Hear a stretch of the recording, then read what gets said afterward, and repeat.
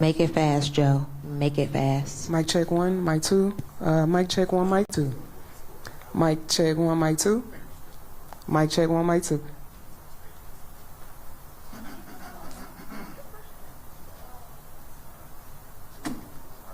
Mic check one, two, three, four. Mic check one, mic two, three.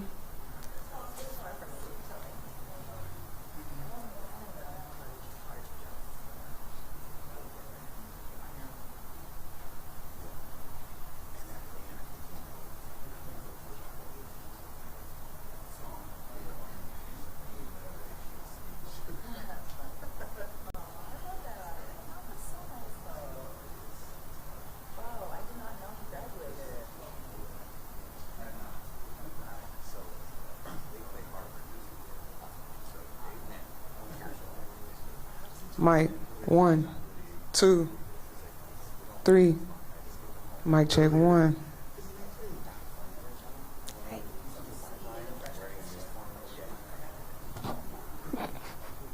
No, it's not.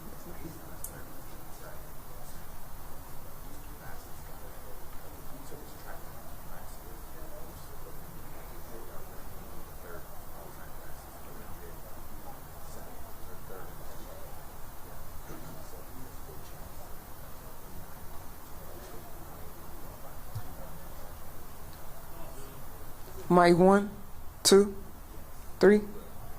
Mic check one, two.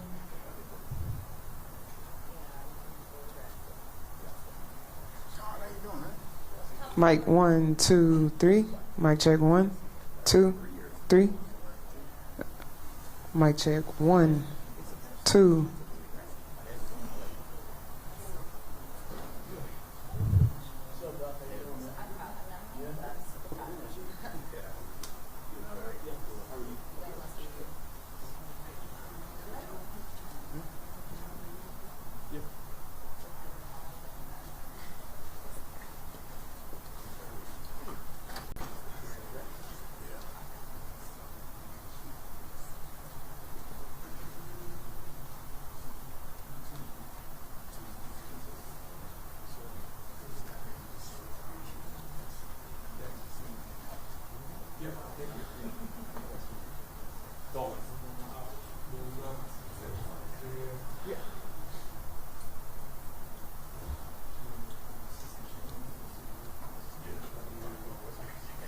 One, two, three, four, five, six, seven, eight. You still want me to talk?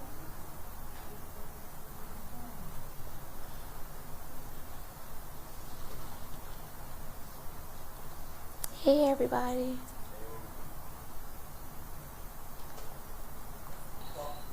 Hello, how's it going today? We are here for the press conference. 1, 2, 3, 4, 5, 6, 7, 8, 9, 10, 11, 12, 13, 14, 15, 16, 17, 18. Mic check.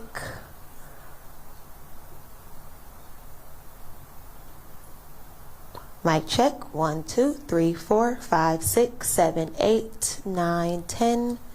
Starting it over. 1, 2, 3, 4, 5, 6, 7, 8, 9, 10.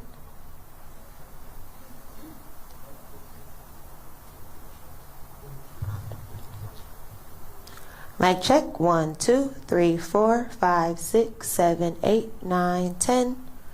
1, 2, 3, 4, 5, 6, 7, 8, 9, 10. Okay.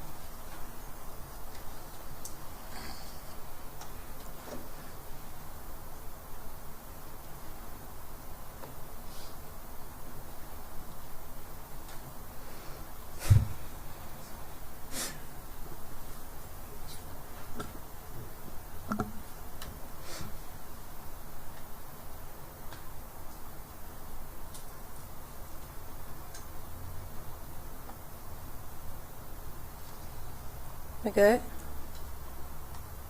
Everybody ready? All right.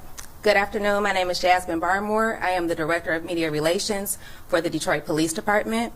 We called you all down today to give you an update on an officer-involved shooting that occurred yesterday, October 26th. Today you will hear from our Chief of Police about what transpired during this incident, and after we will open it up for Q&A. Chief. Good afternoon, members of the media. Thank you for coming on short notice. Today, I have called you all here to discuss the officer-involved shooting that happened on yesterday's date, which was Sunday afternoon in the 11th precinct area. Normally, I would not do a media briefing on an OIS officer-involved shooting during this short of a time frame. But this morning at my senior management meeting, I was able to review the body-worn camera, and at my briefing yesterday at the scene, I updated you and stated that the information was fluid, preliminary, and that I had not reviewed the camera footage at that moment. I was able to review the body-worn camera footage from the shooting officer and wanted to ensure that, as promised, I would give you all an update. I will not be releasing the body-worn camera footage today because I do not want to jump in front of the Wayne County prosecutor, which is standard in an officer-involved shooting. We will be submitting a warrant request, as we always do in all of our officer-involved shootings, and the investigation will be led by the Michigan State Police Department. But I do want to update you and walk you through what transpired to give you an update. After reviewing the body-worn footage, I can tell you that yesterday afternoon our officer was out on routine patrol in the area of Van Dyke and 8 Mile. He observed what he deemed to be a traffic violation and conducted a traffic stop. The driver of the vehicle, which was driving a black Dodge Durango, complied with the officer and pulled over her vehicle immediately. At this point, the officer exited the patrol vehicle and approached the driver's side of the Dodge Durango. The officer identified himself and gave the reason for the traffic stop. The driver strongly disagreed with the officer as to the reason. The officer asked the driver for her license, registration, proof of insurance of the vehicle. The driver requested for the officer's supervisor numerous times, including at one point the driver called 911 while the officer was standing at the vehicle. The officer requested backup to the scene for support. Once backup arrived, the officer physically opened the driver's door in an attempt to get the driver out of the vehicle. The officers were unsuccessful in their attempt to pull the woman out of the vehicle, and she was pepper sprayed by one of the backup officers. She then closed her door and the driver drove off from the scene. The officers pursued the Durango up Van Dyke for approximately 1 minute until they boxed in her vehicle a short distance down the road at Concord and Outer Drive. At this point, the officer which fired shots, we'll call him the shooting officer, jumped out of his vehicle that was parked in front of the Dodge Durango and began ordering the woman to exit the vehicle. The driver, as it is shown in the video, began trying try to drive her vehicle out of the box. While the Durango was driving away from the scene and passed the officer, he ordered the woman 2 more times to get out of the vehicle before he fired multiple shots into the Durango. The shooting officer then jumped back in his squad car and pursued the Durango with the backup units following behind. They pursued, ultimately ending at the Detroit Police Department facility. The driver was shot a total of 6 times. Officers rendered first aid. Medics were called. They transported the woman to a local hospital.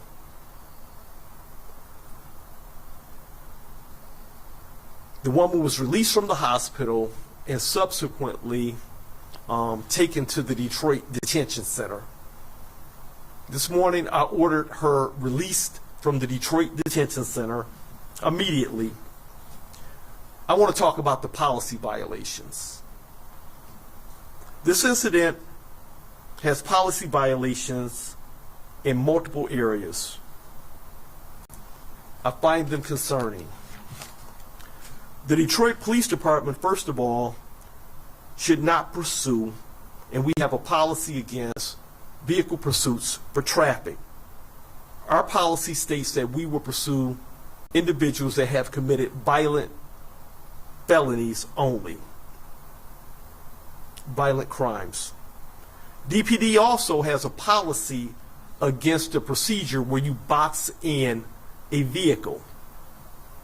One vehicle in front, one vehicle behind, in an attempt to stop it from moving. I repeat, DPD does not, we do not shoot at moving vehicles unless it is an extreme circumstance where life is at jeopardy. As an officer, we are trained to de-escalate situations. Failing to request a supervisor when one is requested falls in line with the citizen complaint. She requested a supervisor multiple times. I want you all to know that I am preparing to submit to the Board of Police Commissioners to have the shooting officer suspended without pay immediately.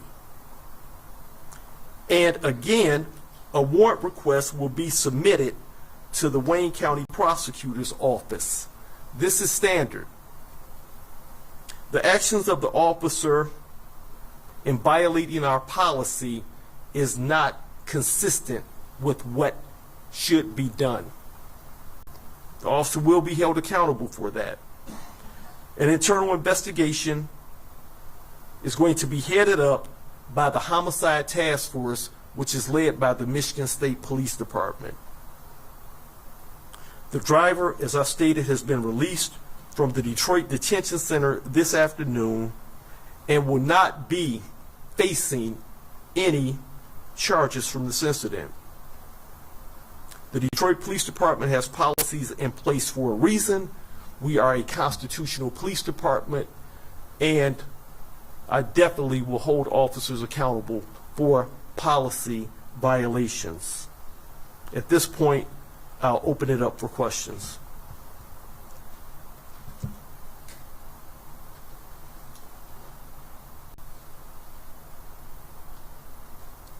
Thank you, Chief, for that update. It's Andrea from the Detroit Free Press. I know that you have concerns about policy violations, but I was wondering what you would say to critics who may agree with you and say, sorry, I'm getting the questions out, sorry. Like, how would you respond to critics who question whether all of this over an invalid license essentially was worth it, was worth all of this? I'm not going to offer my opinion or speculate at this particular time. It's an ongoing investigation based off the warrant requests being submitted. I don't want to interfere or jeopardize anything in that regard. There could be criminal charges that would result from this, could be, but I'm telling you that there definitely were procedural violations, and I'm holding the officer accountable for that. Can you tell us more about the officer? Yes, the officer has 1 year and 9 months on the job. No other citizen complaints and no other pending cases of discipline.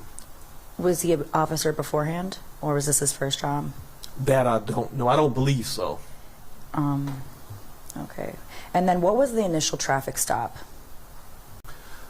The traffic stop, what the officer stated, speeding,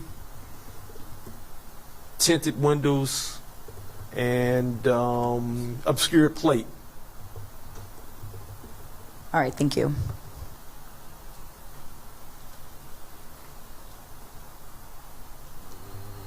Randy Wembley, Channel 7. Andrew kind of knocked out a bunch of them that I wanted to bring up. But you mentioned that the traffic violation initially was speeding, tinted windows rather, and improper plate. Was that merely the tag or a missing license plate, or what exactly was it with the license plate in regards to?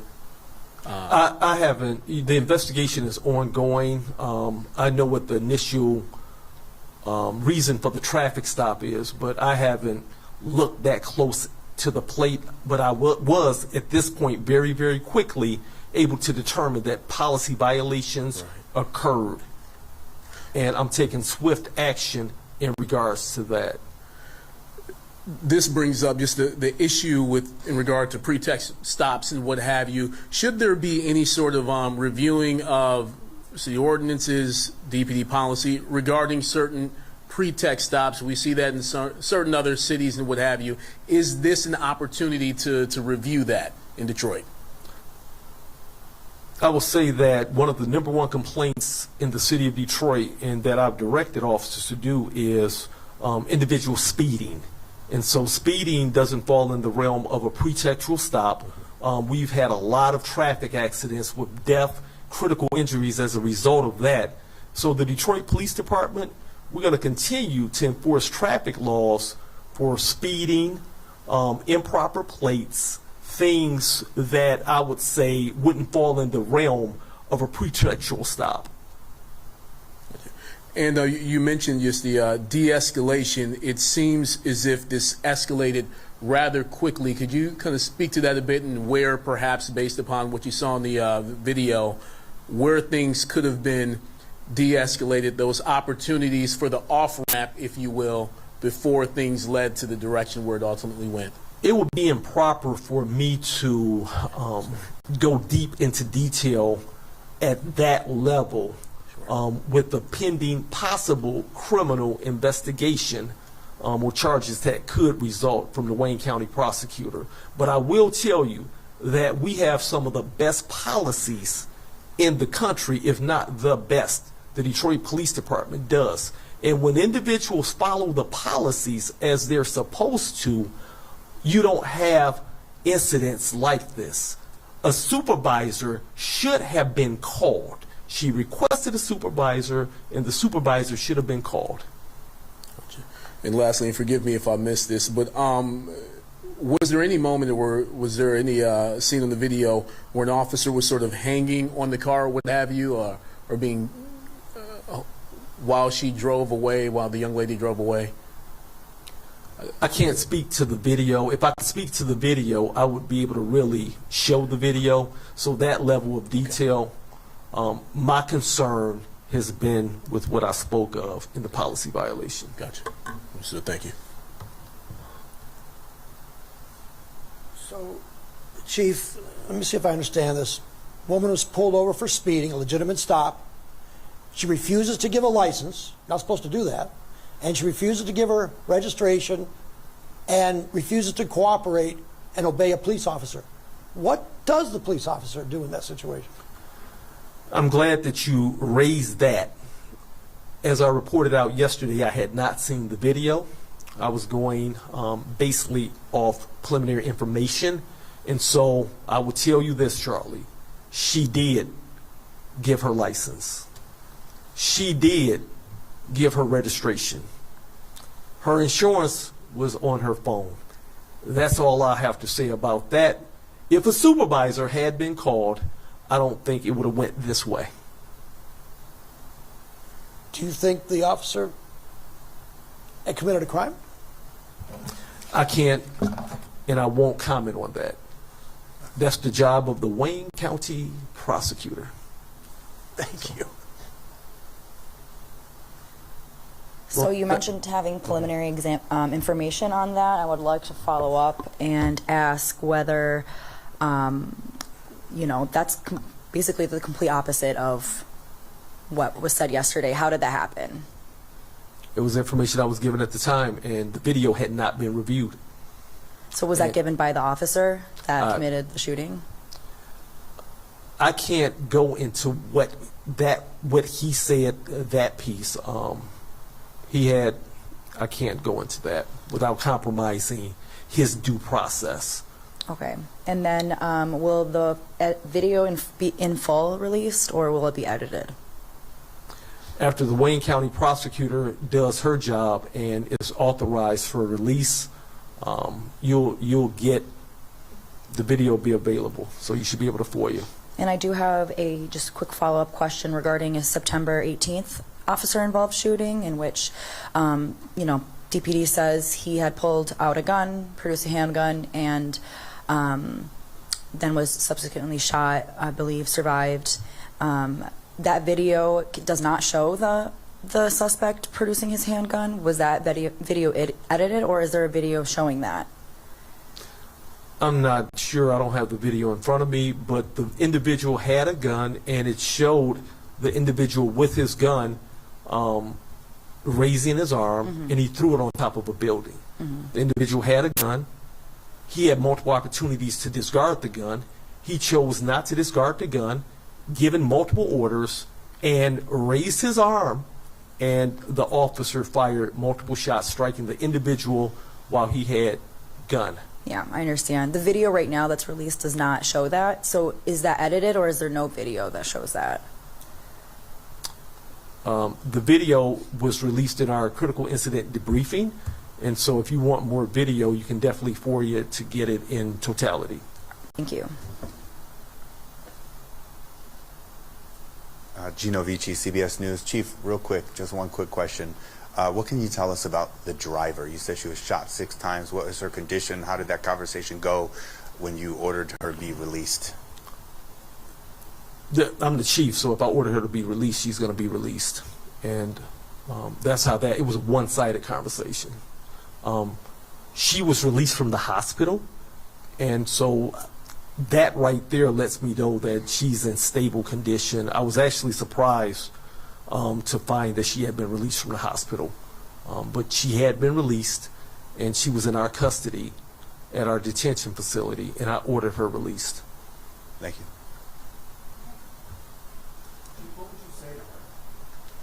I can't comment, but I'll say this. I'll say that she can rest assured that we're doing a complete, thorough investigation, and it's being conducted by an outside entity, and that this chief of police holds individuals accountable for following our policy. So she can rest assured on that. Thank you.